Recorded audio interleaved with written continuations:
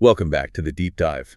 Today we are going into some truly challenging historical material. We really are. We're looking at the final collapse of the Ottoman Empire, the rise of Turkish nationalism, and the systematic violence that was directed at the empire's largest Christian minority, the Armenians, during World War I. And this stuff is dense. It's often very painful to read, but it's absolutely necessary if you want to understand the violent birth of the modern Turkish state. So what are we working with here? We're synthesizing a huge range of sources, archives, diplomatic cables, trial testimony, even personal accounts that detail the political moves of the Committee of Union and Progress, the Young Turks, and the failed legal reckoning that happened after the war. Right. And our mission here isn't just to recount a tragedy. Yeah. We want to address the core of the historical controversy head on. Based strictly on the evidence in our source material, we're trying to answer one foundational question. Was there clear and compelling evidence of intent, of centralized planning by the Ottoman authorities to destroy the Armenian people in whole or in part? Precisely. And to answer that, you have to look past the official narrative that's been offered by Turkish governments for a century now. Which frames the death toll. And we're talking huge numbers, from 300,000 up to 600,000 in their own estimates, as a tragic but unintended consequence of war. Yes, a result of harsh relocation and wartime chaos. But we're going to follow the paper trail. We're following the testimony left by the architects and the lead witnesses of the time. What's so striking when you first dive into this period is how you immediately find two completely mutually exclusive historical narratives. That's the central paradox of the whole region's historiography. On one side, you have the Ottomanist view, Which focuses on the empire's struggle against European powers that were, determined to partition it. It's a story of national survival against all odds. And then on the other side, you have the victim history, the story of systematic massacre, of annihilation, of ethnic cleansing, which of course hit the Armenians the hardest. And what our sources argue is that these two histories, the fight against partition and the ethnic annihilation, they're not separate events. No, they are tragically and inextricably linked. You can't understand one without the other. And as we go through this, we need to be clear about the legal term that's often applied. Our sources use the term genocide, and they align it with the 1948 UN definition. And that's a crucial distinction. The UN definition is very specific. It means acts committed with the intent to destroy, in whole or in part, a national, ethnic, racial, or religious group. So it's not just killing. No, it covers inflicting serious harm, preventing births, all of it. The point is to acknowledge the conscious destruction of a people, no matter what political term people prefer to use today. The key for our purposes is the intent of the perpetrators. That's what we're looking for. Before we get into the dark machinery of the state, I think it's important to anchor this in a single human choice. The sources open with this powerful dedication. It's the story of Haji Halil. Haji Halil, a devout Muslim Turk. And his story is just an incredible moral contrast to everything else we're about to discuss. It really is. I mean, he risked absolutely everything. The threat was clear. Any Turk caught protecting an Armenian would be hanged on the spot and their house would be burned to the ground. And yet he hid an Armenian family for over half a year. Ensured their survival. And his choice is this constant reminder that even when the entire state apparatus is geared toward destruction, good and evil are still choices made by individuals. This history isn't just some inevitable destiny. It actually points toward a different possible future, a different relationship between Turks and Armenians. Okay, so let's unpack this enormous historical context. To really get why the decisions in 1915 were made, we have to go back almost a century. Right, back to the legal and cultural structures that made this kind of systemic violence even possible. And it all starts with the fundamental assumption of the Ottoman status quo, Muslim superiority. And this wasn't just, a cultural vibe. It was a juridical and social structure that dictated absolutely everything. The Ottoman Empire was, for centuries, incredibly stable and successful, but it was built on this inherent conflict in the Muslim-non-Muslim relationship. The idea being that peace only holds as long as the non-Muslims, the dhimmis, accept their inferior legal status. Exactly. As long as they accept the dominance of the Muslim ruling class, the moment you introduce the idea of equality, you destabilize the entire system.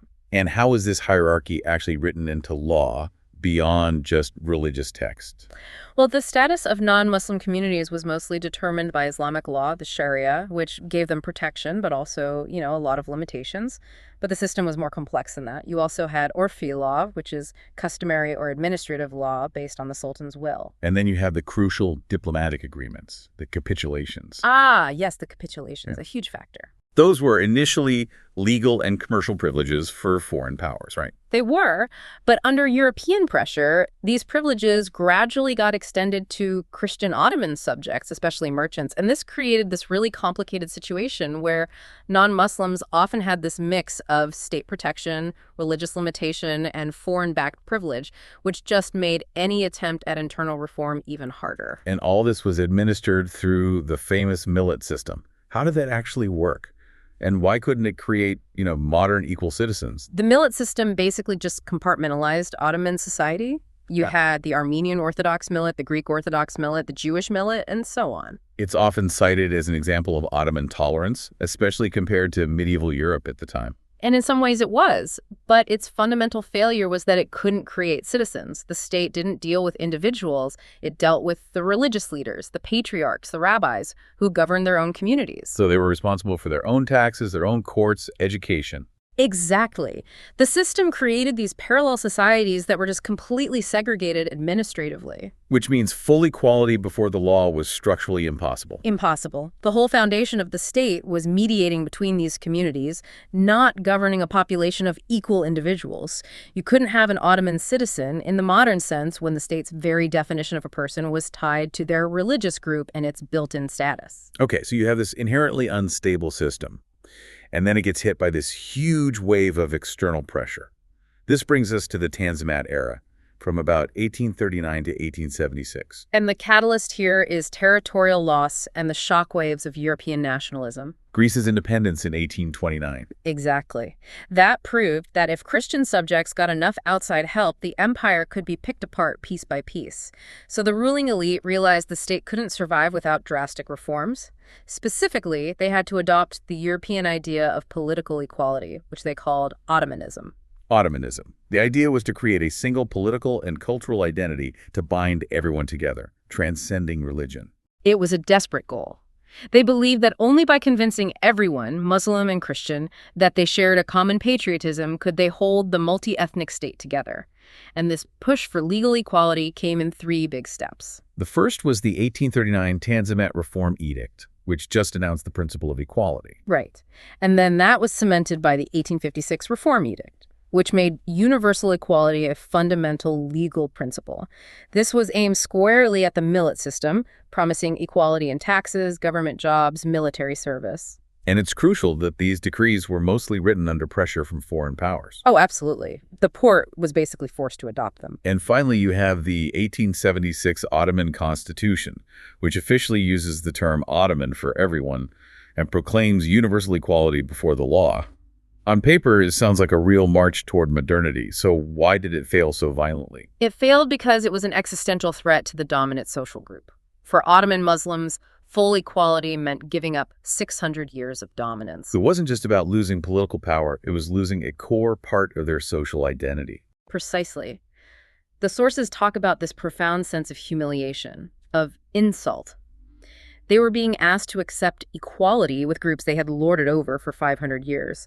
There were articles in the press at the time raging that the nation that used to rule was now losing that right. It fueled this deep, deep resentment. And to make it even more complicated, the non-Muslim populations weren't always enthusiastic about these new equal rights. It's a real paradox, isn't it? Yeah. On the one hand, they wanted equal status and protection from violence. But on the other, many didn't want to give up the special economic privileges they had under the capitulations or other arrangements. So universal Ottoman citizenship would have actually stripped away some of their protections. It would have. And this resistance just confirmed for the Muslims that the reforms were a foreign-imposed scam designed to weaken the state. So this is the moment. This is when the Armenian question goes from being an internal issue to an international one. Yes. After the Russo-Turkish War, the Armenian Patriarchate used the Russian victory to get demands for reform into the peace process. First, In the Treaty of San Stefano in 1878, you have Article 16. It committed the Porte to reforms in the Armenian provinces and to guaranteeing their security from Kurdish and Circassian attacks. But that was a private promise. The real game changer was the Berlin Treaty later that year. Article 61 of the Berlin Treaty, that changed everything. It took the Armenian issue and put it squarely in front of all the great powers of Europe. It mandated that the Porte had to periodically report on the reforms, and, this is the crucial part, it gave the powers the right to superintend their application. Which, for Ottoman officials, must have been the ultimate proof. Absolute proof. It solidified this devastating view that the Armenians were now acting as an internal extension of their enemies, the very European powers who wanted to partition their empire. The Christians were the Trojan horse. And that fear, that paranoia of partition, combined with the collapse of the Ottomanism idea, leads directly to these precursors to annihilation between 1894 and 1909. The violence becomes much more organized. The Sassoon Revolt in 1894, for example, that wasn't just a political uprising. It was a desperate resistance to this crushing dual taxation, where Armenians had to pay taxes to the local Kurdish tribes and to the central government. And when they refused, the military suppression was just savage, carried out by regular units and Kurdish irregulars. And that's followed very quickly by the organized massacres of 1894 to 1896. Yes, across dozens of provinces, Trabzon, Van, Harput. The estimates of the dead are staggering. The German Kaiser said 80,000. Western diplomats often said between 100,000 and 200,000. The Armenian Patriarchate's own estimate was 300,000. And the timing is key. These massacres followed the announcement of a new reform decree, suggesting a coordinated, violent reaction to any attempt at equality or foreign meddling. This is when that mindset develops, the policy of necessity. This is really the ideological seed of what's to come. Sultan Abdulhamid II came to believe that any reform was tantamount to the collapse of the empire. So he adopted a policy of violent suppression as a necessary defense. A German observer at the time put it perfectly. He said, "The Turkish killing of the Armenians is not simply persecution. It is part of the life and death struggle of an old and great empire." So the Armenians became framed psychologically as the single biggest internal threat to the state's existence. Exactly. And that mindset carried right on through to the 1908 revolution, which you can see in the horrific Adana massacres of 1909. Adana is like a terrifying dress rehearsal. It is. It's driven by this toxic mix of opposition to the modernization promised by the new constitutional government and just intense economic resentment. Multiple reports describe the local Armenians as the most successful economic class, ahead of Turks in wealth and prosperity. And this reversal of the social hierarchy just fueled incredible envy. It's so telling that the violence was really specific. Reports show the mobs targeted Armenians and the symbols of their success, like their new tractors and industrial machinery. An estimated 15,000 to 20,000 Armenians were killed. And although the Ottoman parliament did send a commission and they tried and executed some Muslims for the crimes, they also executed 7 Armenians. It was this cynical move to appease the local Muslim population. The lessons learned here, that violence could be used to reverse social status and seize economic power, were definitely absorbed by the future rulers. Which brings us to the architects of the final policy, the Committee of Union and Progress, the CUP. Young Turks, and their definitive shift to a policy of Turkification. When the CUP took power, they had the same fundamental problem. How do you hold this huge multi-ethnic empire together when the idea of Ottomanism, of universal equality, has clearly failed? So they tried to keep up the pretense. They did, initially. They maintained Ottomanism as the official state ideology, mostly because they were afraid that if they openly said, "We are the Turks," it would immediately fracture the empire's remaining non-Turkish Muslim groups. So, ideologically, they were Turkish nationalists, but politically, they had to act like they were Ottomanists. Exactly. And this put them in immediate conflict with the Armenians. Early contacts between the CUP and Armenian political parties went nowhere. Why? Because the Unionists were just vehemently opposed to any Armenian demands for autonomy or greater protection. They saw those demands, backed by Article 61 of the Berlin Treaty, as an open invitation for foreign intervention. And to them, intervention meant losing their Anatolian homeland. For the CUP, Armenian demands were the same as making war against us. And that pretense of Ottomanism officially died with the Balkan Wars of 1912-1913. That defeat was the psychological earthquake. Over 60% of the empire's European territory was lost almost overnight. The shock was immense. It was the absolute undeniable failure of the multi-ethnic ideal. And then came the flood of refugees. A huge tide of Muslim refugees poured into Istanbul and Anatolia, fleeing massacres they had suffered at the hands of Christian Balkan armies. And this just fueled this deep popular desire for revenge. It hardened the resolve of the CUP leadership that coexisting with Christians was impossible. If they wanted to secure the core of the Empire Anatolia, it had to be homogenous. And this ideological vacuum gets filled by the theorist Ziya Gökalp. Gökalp provides the intellectual roadmap. His articles, especially Turkification, Islamification, Modernization, gave the CUP the cover they needed. He basically argued that Turkishness wasn't a contradiction of Ottomanism, but its strongest supporter. So he just smooths over the differences. He makes them all secondary tools for the core political goal: maintain the empire by ensuring a Turkish demographic and political majority. Which means Ottomanization becomes just a thin veil for Turkification, something foreign observers saw right away. Oh, the French and British ambassadors were not fooled at all. The English ambassador wrote that the CUP's policy was just pounding the non-Turkish elements in a Turkish mortar. The explicit goal became the ethnic homogenization of Anatolia. And the clearest blueprint for how they would do this was the ethnic cleansing of the Greeks in the Aegean region in the spring of 1914. This was the crucial test run. The CUP decided the economically powerful Greeks were the immediate threat in the West. Their goal was systematic: break the Greek community through political and economic measures. The operation was highly centralized and coordinated. How did they do it on the ground? They used these highly organized Çete bands, irregular forces, often Muslim refugees from the Balkans, and they were officially attached to the Ottoman gendarmerie. So this dual structure gives them plausible deniability. Exactly. The state could direct the violence while pretending it was just, local unrest. The bands would intimidate, loot, and terrorize the Greek population, forcing them to flee en masse. And the scale was huge. We're talking 130,000 to 200,000 Greeks deported. But the economic part is maybe the most revealing. It is. The confiscated Greek properties, farms, businesses, homes were systematically given to incoming Muslim refugees. They were consciously creating a new class of people who owed their entire livelihood directly to the nationalist state. So this whole procedure, central planning, irregular forces, economic motivation, demographic engineering, was a tested model. A perfected model. Yeah. And the chilling lesson they took from it was recorded by the American ambassador, Henry Morgenthau. What did he say? He confirmed that Bedri Bey, the Istanbul prefect of police, told him quite plainly that since they had expelled the Greeks so successfully with no real consequences, they had decided to apply the exact same method to all the other minority races in the empire. The mechanism was tested, approved, and ready to be used against the Armenians. Now we get to the decision itself. The idea that the Ottomans were sort of reluctantly dragged into World War I is, according to our sources, completely false. The CUP leaders actively sought war. Their decision to join was driven by internal factors, not just external pressure. There was that deep psychological need for vengeance after the Balkan disaster, a feeling that this was their chance to settle accounts with unjust and oppressive Europe. But the most critical motivation was internal, and it was focused squarely on the Armenians. Absolutely. The Ottomans were terrified of the new Armenian reforms in the 1914 Yenikoi Treaty, which they had just signed with Russia.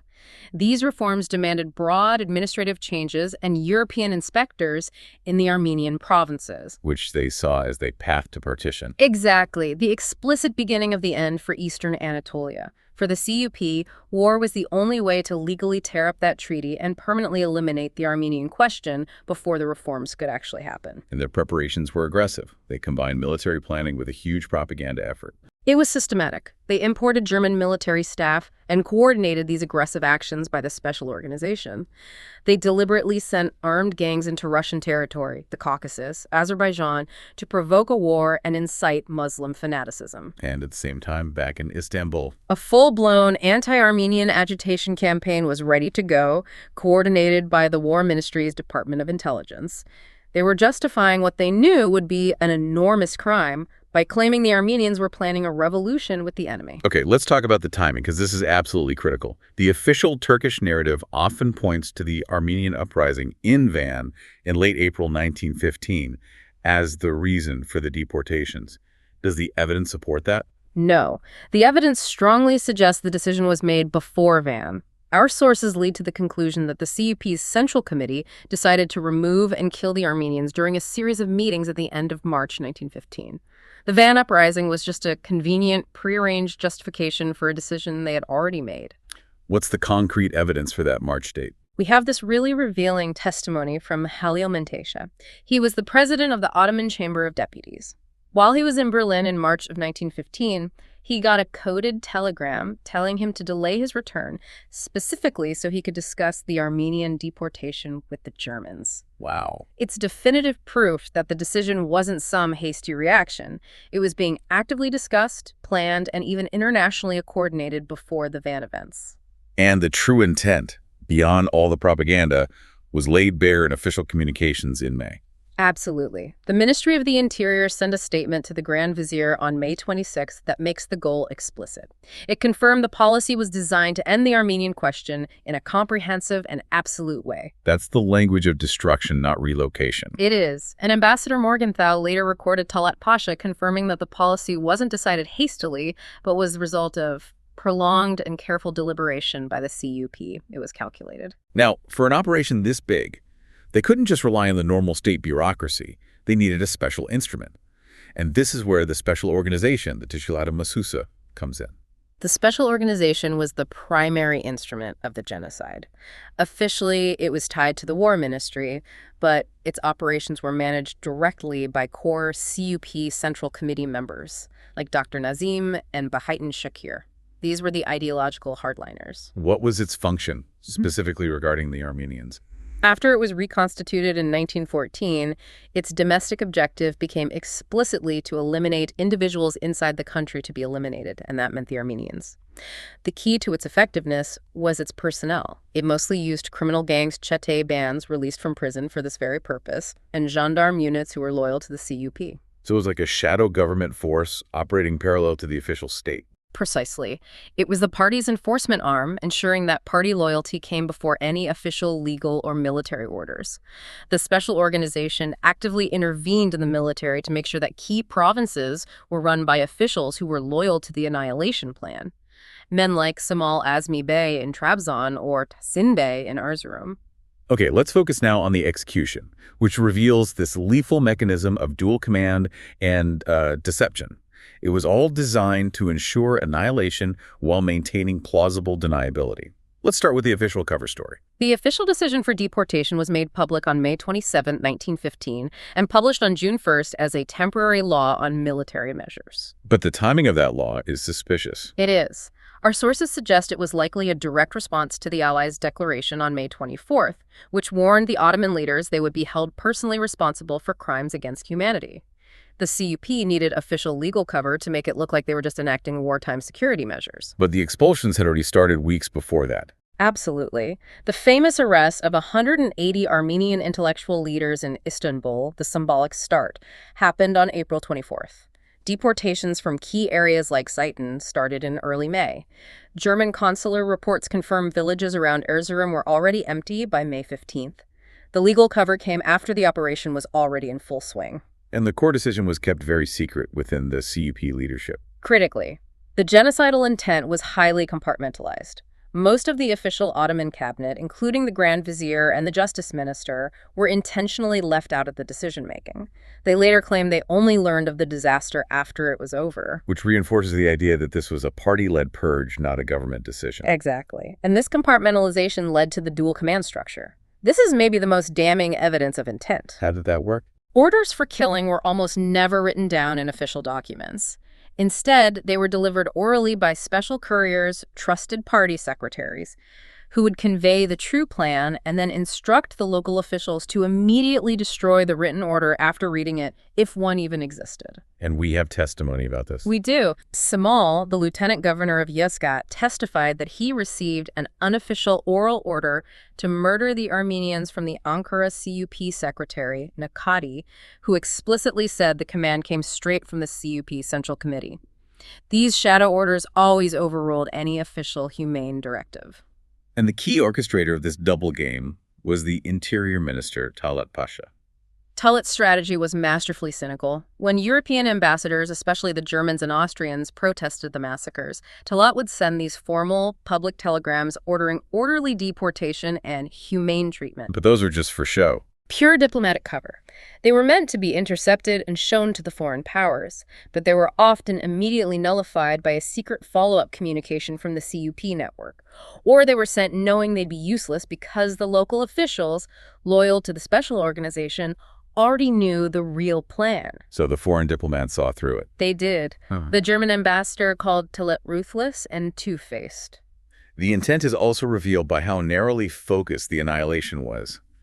Talat's cable about Diyarbakir is deeply unsettling. It is damning. Talat gets a report that 2,000 Armenians and other Christians have been killed there. 700 of them were taken out and slaughtered like sheep. Talat's response shows zero concern about the slaughter of Armenians. His only worry was that the violence might spread to other minorities. So he sends a follow-up order. A specific order that disciplinary measures should absolutely not be extended to other Christians. This confirms it wasn't just random wartime chaos. It was a narrowly targeted, deliberate act against the Armenians. How was the killing mechanism actually structured on the ground? What was the regular army's role? Generally, the regular army was ordered not to interfere. This came straight from the war minister, Enver Pasha. This shifted all the responsibility for the massacres onto civilian authorities, the Interior Ministry and the gendarme units, who were effectively partnered with the special organization's gangs of released criminals. Which maximized efficiency while keeping the military's hands officially clean. Precisely. And the methods of destruction were often what you'd call genocide by attrition. The marches themselves were death sentences. How so? Deportees were intentionally set upon by gangs after they'd been marched far enough from towns that resistance was impossible. Anyone too sick, old, or exhausted to keep walking was just killed where they fell by the guards. One gendarme escorting a convoy of 3,000 people simply reported back, "They are all gone, finished." And the ultimate goal, the intent to annihilate, is just inextricably linked to the systematic seizure of property. Oh, it was a massive economic enterprise, a conscious effort to liquidate Armenian assets and transfer all that wealth to the new Turkish majority.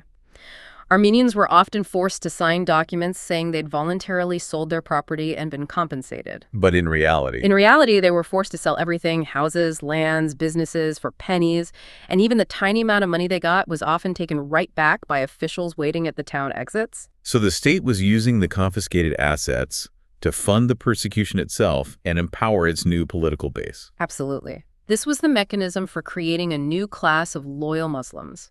The proceeds from these forced sales were used to enrich individuals, but they were also channeled back to the state to cover the expenses of deporting the victims. The whole atrocity became self-funding.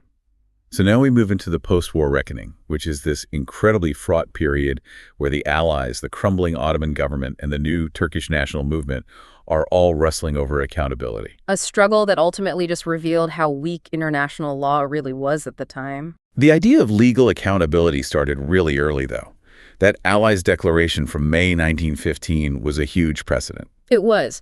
It was the first time in history that the phrase crimes against humanity was used by sovereign states. It set the legal foundation for prosecuting individuals for state-sponsored actions, a principle that would later guide the Nuremberg trials. After the 1918 armistice, the Allies occupy Istanbul, and Britain in particular is demanding justice. Britain was driven by intense public pressure and maybe a bit of guilt over its past failures. They rounded up hundreds of war crimes suspects, high-ranking unionists, and sent them to Malta to await trial before an international court. This became the famous group of Malta exiles. But the internal Ottoman response was less than enthusiastic at first. The first post-war government, under Ahmet Ezet Pasha, actively resisted any punitive action. He famously helped the main unionist leaders, Talat, Enver, and Samal, flee the country in November 1918. At worst, he destroyed evidence. He ordered the name of the special organization to be changed and its archives destroyed. A clear, deliberate effort to eliminate the paper trail. But despite that, pressure from the Allies and domestic opposition forced the next Ottoman governments to start the Istanbul military trials between 1919 and 1920. These trials, even though they were conducted reluctantly, turned out to be the single most successful effort to document the genocide at the time. They targeted the highest levels, cabinet ministers, CUP, Central Committee members, regional party secretaries. And they relied on evidence that had survived the destruction. Yes, on recovered telegrams and, crucially, on the powerful testimony of Ottoman officials who had refused to participate. Like who? Figures like Vehip Pasha, a commander of the Third Army, and the governor Silo Bey, who was famous for resisting the annihilation orders. Their testimony was crucial for establishing the facts of central planning and the dual command structure. The trials even managed a symbolic victory by annulling the wartime decrees. That's right. The Ottoman Chamber of Deputies formally annulled the laws on deportation and abandoned property, calling them unconstitutional. But actually implementing restitution was basically impossible. The property was already gone, redistributed, and baked into the new national economy. So despite this initial legal momentum, the grand plan for international prosecution just completely collapses. What were the legal hurdles? The international legal landscape was just not prepared for this. The biggest problem was the principle of ex post facto law. Meaning you can't prosecute someone for a crime that wasn't legally defined as a crime when they did it. Exactly. The Hague Convention of 1907 only covered war crimes against enemy combatants. It didn't cover crimes committed by a state against its own citizens. There was no legal framework for this. They tried to fix this with the Sèvres Treaty of 1920. They did. Sèvres had clauses allowing the Allies to try war criminals. And Article 230 specifically included crimes against humanity, a term the Allies deliberately put in there, unlike in the treaties with Germany or Austria. But Sèvres was a stillborn treaty. It was never ratified because of infighting among the Allies and, most importantly, the rise of the Turkish War of Independence. And this collapse left the Malta exiles, the suspects held by the British, in complete limbo. In the end, the British had to give up on prosecuting them. Their own investigators concluded that the necessary evidence, the written, secret orders, the CUP archives, had been so thoroughly destroyed that a trial was impossible. The British High Commissioner admitted, "It is clear that there is no chance of collecting evidence against the majority of the suspects." So they became political bargaining chips. Just hostages held against British prisoners that were captured by the new Ankara government. And that brings us to the final chapter of this legal failure, the rise of the national movement under Mustafa Kemal, which just slams the door shut on accountability. The nationalist movement in Ankara quickly became the main political force opposing the Istanbul government and the Allied partition plans. And while Kemal rejected the old CUP's pan-Turanist ideology, his movement was, in terms of its people and its structure, largely the heir to the Unionists. How did that continuity play out on the ground? Well, the core defensive rights associations were established by former Unionist members and special organization personnel. Their explicit goal was to counter the Armenian and Greek danger and to prove that Anatolia had a Turkish majority, which was a prerequisite for self-determination under Wilson's 14 points. And the secret unionist organizations were still active. Yes, the secret clerical organization, run by high-ranking Unionists, was set up specifically to protect and provide escape routes for members who were wanted for their involvement in the genocide. Its whole purpose was to shield the perpetrators. What was Kemal's actual stance on the genocide, given that he was relying on these very networks? He was a pragmatist. He often distanced himself from the CUP, sometimes calling the genocide shameful acts belonging to the past. But he always insisted that punishing the perpetrators was a detail that was secondary to the main goal, establishing an independent Turkish state.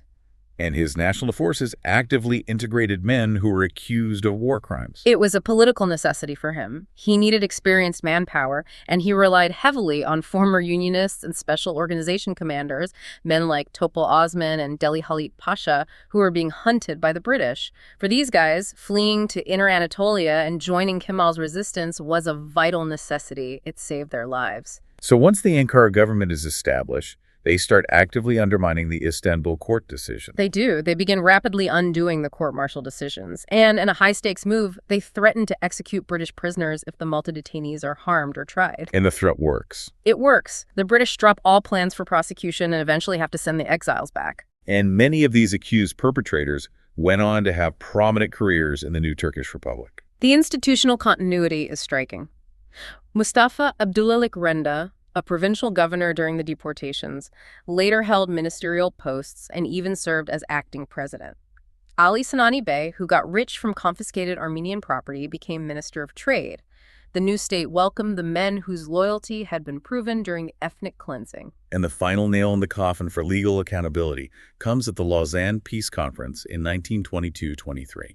By the time they get to Lausanne, the whole focus has shifted away from punishment. The debate is now about minority protection and maybe establishing a national home for the few Armenians who were left. And the Turkish delegation just wasn't having it. Not at all. They boycotted meetings on the Armenian national home, seeing it as just another old European trick to partition Turkey. And then came the final legal act. Yes. The Treaty of Lausanne proclaimed a sweeping general amnesty for all political and military crimes committed between August 1914 and November 1922. This granted complete legal immunity to the perpetrators and officially closed the book on any chance of legal retribution. And in a final symbolic move, the nationalists reinstated the old property confiscation laws. That's a powerful point. Right after the treaty, they reinstated the original 1915 decree concerning the confiscation of Armenian property, the very law the old Ottoman parliament had called unconstitutional.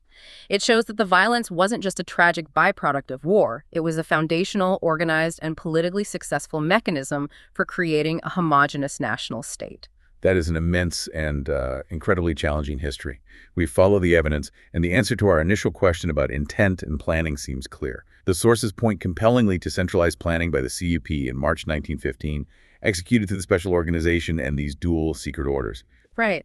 And then the perpetrators were shielded by the political necessity of the Turkish War of Independence, which made punishing them secondary to just state survival. You see how this history isn't just about a single tragedy. It's about the violent political birth of a modern nation-state. It's a detailed story of how a legal infrastructure, from the capitulations to the Tanzimat reforms, was systematically subverted and then just thrown away to facilitate mass atrocity and achieve ethnic homogenization. And what's fascinating here is just how politically effective the crime was. The CUP's decision to commit genocide was inextricably linked to their success in foiling the partition of Anatolia, because after 1915, so few Armenians were left in the eastern provinces that there was no basis for continued demands for a national home. The two histories really are one. The ethnic annihilation provided the demographic conditions for the successful establishment of the Turkish Republic. The violence was instrumental.